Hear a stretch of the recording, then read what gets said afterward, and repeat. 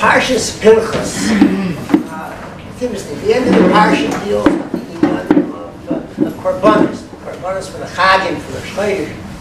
And Pinchas itself is a remnant. It's a remnant to the Yom Tov. Pei, of course, is based on Yud, and Pinchas can be written with a Yud and without a Yud. You'll see at the end of Pinchas, then Elazar ben Aaron is written with a Yud. In our parsha, starting off, it's a Yud Se'irin, a small. But the fact is that it's a Yud. So in that girsa, from the Yud, so the Pei is Pesach, and then the Yud, Yom Kippur, then the Nun. You're going to hold the Nun for a minute, okay? And then you have Ches and Samach. The Samach is Sukkot, and the Ches is Chodesh, and also Rosh Hashanah. It's the first of the Chadoshim of the year. What is Nun? And Nun is Shavuos. Because from Pesach, remember it's a remnant, Pesach to Shavuos is 50 days, and that's your Nun. So in Pinchas you have. Now of course we could add the Rabbanas if we want, Purim, Chanukah, that's not difficult. That's just a remnant society. The first Rashi is a beautiful Rashi which needs clarification. And Rashi says the following: Pinchas ben Elazar ben Aaron, the Shvatim humiliated Pinchas. What did they say? They said that Harisem ben Puti zeh shepitim ovi imo agolim lavodas zaros. Have you seen this Pinchas, who is ovi avos, his grandfather on his mother's side, fattened agolim for avodas zaros. So the humility involved him. So what did involve him? What's the ending? Pinchas went ahead and he killed Zimri. He was a kanoi pogum. It's Aboil Aramis kanoi pogum. Halacha Moshe Messina. So the shah is like this. Did they think it was okay for Zimri to do that?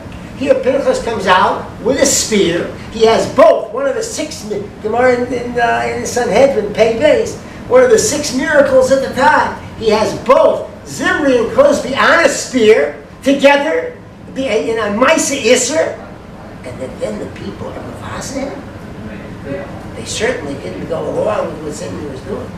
What's the pshat? How can this be? So the Madani Shmuel has a mahalach, a beautiful mahalach. He says like this: a person who is appointed by Bezdin for Arba Mises Bezdin, we do not care what type of kavanah he has. We don't care what his relationship was with the person who's going to be put to death in Bezdin. He has a minui al pi Bezdin. This is what he's supposed to do, and he does. However, a kanoi, the kanoi is the aid. He is the shofet. He is the person who puts the person to death. He has to have reine kavonim. His kavonim must be perfect. There cannot be a shemet, not any smidgen of any type of anything other than a kavanah tahora, a machshava tahora, 1,000%. And their timing was like this. It's impossible that Pinchas ben Elazar ben Yisro, that's Putiel is Yisro, who was Mefatim Agolim Avodah Zarah. And remember this, that they made a major consideration of a boil Rambam says it leads us to Avodah Zarah. People who are Avodah Zarah, says the Rambam, they're having chasna with Avodah Zarah. So therefore, someone who had this lineage in his home, from his grandfather, how can he have such a strong feeling of kanois without any type of nikiyas? He must have had nikiyas. And if he did, he's a shayach damim. If he is a murderer. And therefore, they were muvazim. What did Kadosh Baruch Hu do? He says, no, Pinchas is not Jewish. Of course he came from Israel. But he came from Aaron. Pinchas Elazar ben Aaron. And therefore, just as Aaron had perfect kavanah, so did he. And I want you to know halacha. You see, the halacha is brought down in Shulchan Aruch. A kohen who kills b'shogeg, even with shuvit, can't do his kapayim. So we can't have a situation where they come where the kateger is going to be the senator. It's not going to happen.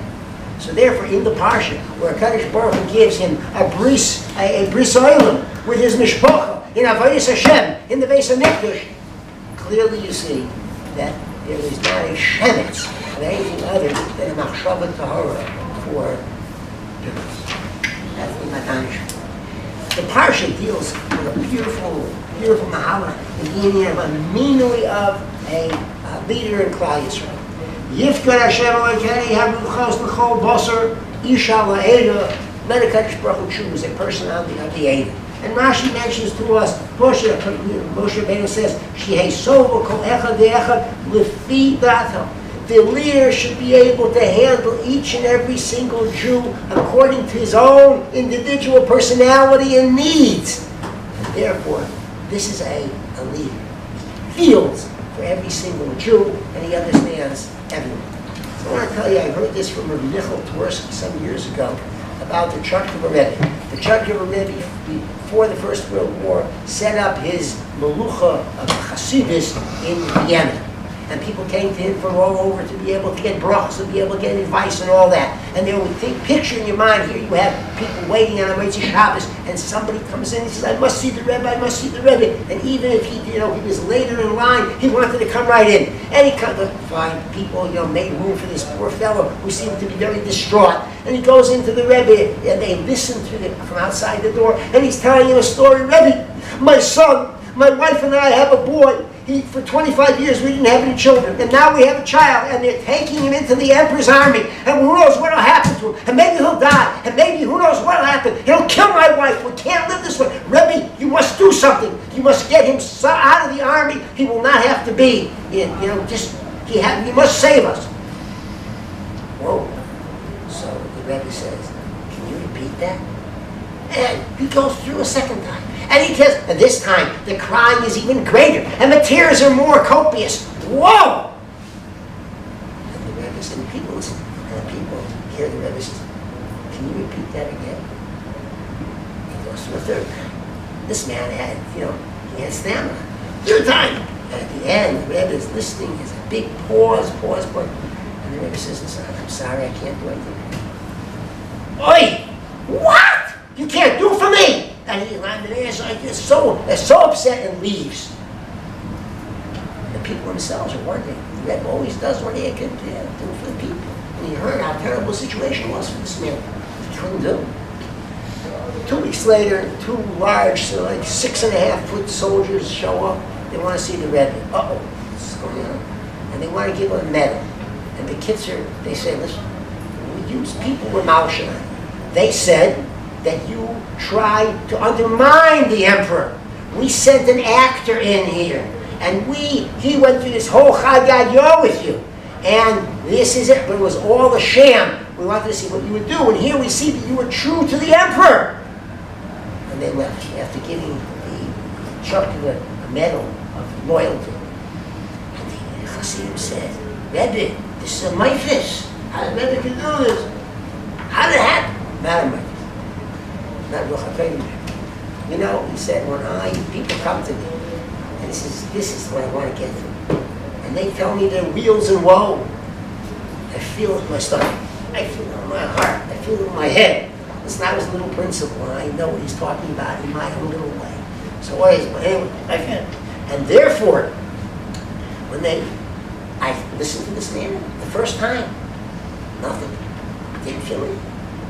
The second time, the third time, I realized this is not right. Something's wrong. So I sent him on his way. Isaiah is this is a Mani Israel. As I heard from Michal Tversky.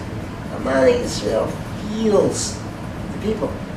That means our Rosh Yeshiva, our Rabbanim, who really follow through. This is the way it is.